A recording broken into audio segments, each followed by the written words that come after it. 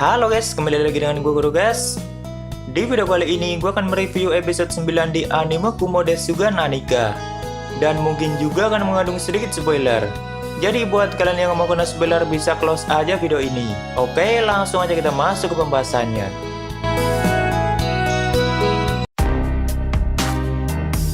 Di awal episode, secara tidak langsung kita diberitahu kalau perbedaan waktu antara perspektif Sun saat bertemu kakaknya ini dengan perspektif Kumoko saat belum lama menetas itu sekitar 15 tahun.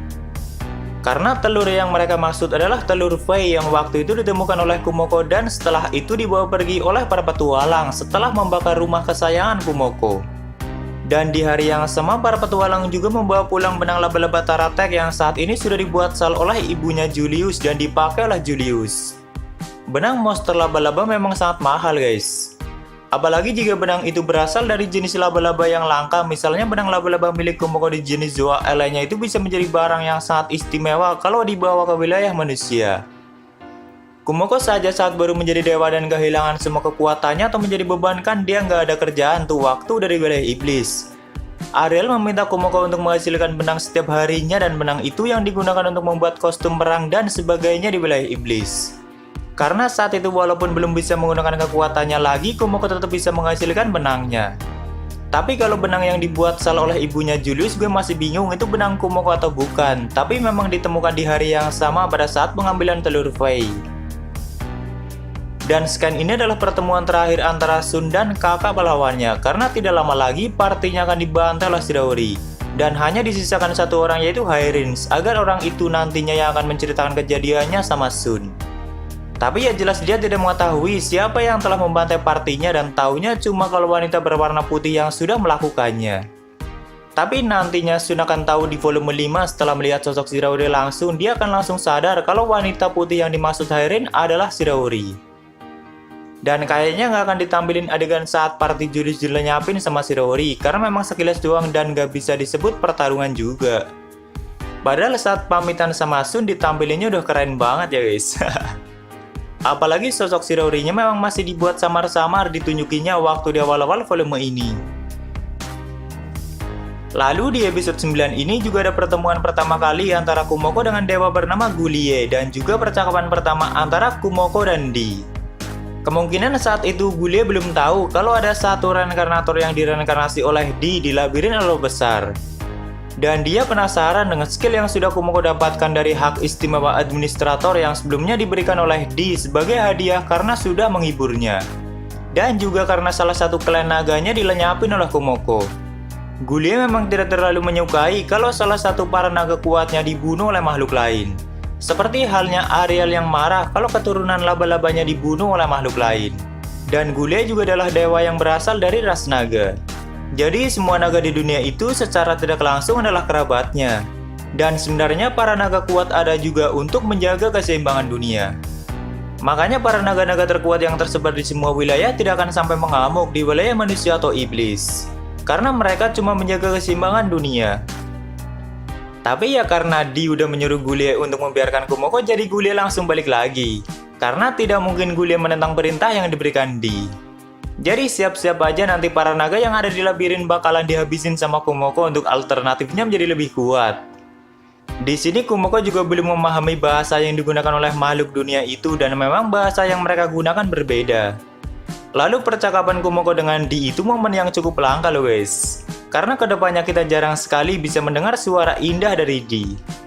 Di sini Di mengatakan kalau dunia itu cuma buat sekedar hiburan aja bagi dia. Ya memang kenyataannya seperti itu. Tidak ada hal menarik lain bagi Di selain hiburannya sendiri. Lalu berikutnya ada pertemuan Raja Iblis bersama 10 komandan iblisnya. Dan sepertinya mereka akan segera memulai perang besar dengan wilayah manusia. Buat yang belum tahu alasan kenapa Raja Iblis Ariel sampai repot-repot memulai perang besar dengan ras lain, kalian bisa tonton video pembahasan Raja Iblis Ariel sebelumnya. Di sini kita bisa melihat sosok Santuy Wrath yang udah jadi komandan pasukan iblis ke-8. Dan juga Kumoko yang udah diwujud Shiraori-nya. Jadi ini memang Kumoko yang udah berumur 15 tahunan saat di dunia itu. Timeline yang sama kalau kita melihatnya dari perspektif Sun dan teman-temannya yang juga sudah dewasa. Sedangkan kalau kita melihat dari perspektif Kumoko yang masih di gua, berarti Sun dan teman-temannya masih jadi bayi atau belum dewasa. Tapi kok kayak ada yang kena nerf ya guys. Padahal kalau direct novelnya kelihatan lebih besar punya Shiraori. Atau mungkin cuma perasaan gue kali ya. Kalau kalian perhatikan, Kumoko saat sudah menjadi Shiraori itu jarang banget mau membuka matanya di depan umum. Karena dengan menutup matanya saja bidang penglihatan dia udah 360 derajat, jadi benar-benar nggak ada celah bagi Shiraori. Semuanya akan kelihatan sama dia. Dan awalnya dulu Shiraori agak khawatir kalau orang lain akan takut saat melihat mata merahnya. Soalnya di setiap mata Shiraori terdapat 4 pupil kecil seperti mata laba-laba pada umumnya. Padahal itu keren banget. Dan kalau kalian nanya apakah dengan Shiraori menjadi komandan pasukan iblis dia menjadi bawahan Ariel? Jawabannya enggak guys. Tidak ada kata bawahan dan atasan antara Ariel dan Shiraori. Walaupun Shiraori menjadi komandan pasukan iblis, tapi dia akan melakukan apapun yang dia mau. Begitu juga dengan dewa bernama Gulie yang juga ikut menjadi komandan pasukan iblis. Dia juga memiliki cara dan tujuannya sendiri dan bukan berarti Gulie menjadi bawahan Ariel. Malahan dia lebih kuat dari Ariel. Sedangkan untuk komandan pasukan lain dan hubungan mereka dengan Raja Iblis Ariel mungkin gue bakalan bahas di video pembahasan Ariel part 2. Di sini Ariel juga mengetahui nama asli Sun dan sedikit merasa kasihan padanya. Karena kakak yang sangat dibanggakannya sebentar lagi akan mati. Kenapa bisa seperti itu? Jawabannya karena pikiran paralel Kumoko yang sudah terlanjur menyatu dengan pikiran Ariel seperti yang gue jelasin di video sebelumnya. Ariel jadi memiliki sedikit memori teman-teman Kumoko atau reinkarnator yang lain, makanya dia tahu nama asli Sun dan merasa kasihan dengannya. Lalu untuk momen Sun yang kaget saat dirinya mendapat gelar pahlawan, tentu saja itu berarti pahlawan sebelumnya atau Julius sudah mati. Makanya gelar pahlawan didapatkan oleh orang lain. Dan dia menyadarinya kalau kakaknya sudah mati. Inilah awal penderitaan yang diberikan oleh Kumoko pada Sun, agar sifat naifnya sedikit berkurang. Dan mulai episode ini sampai ke depannya udah mulai bakalan menarik guys. Konflik yang terjadi di novel ini akan mulai terasa. Oh ya, sebelumnya ada yang nanya kenapa Oka bilang kalau Wakabahiro sudah mati. Jadi gini guys. Sebagai guru mereka, Oka memiliki kemampuan unik yang bisa mendeteksi keberadaan muridnya dan memberikan status muridnya masih hidup atau tidak. Bahkan kemampuan itu bisa memberikan gambaran masa depan pada Oka, misalnya salah satu muridnya di tahun depan akan mati atau masih hidup.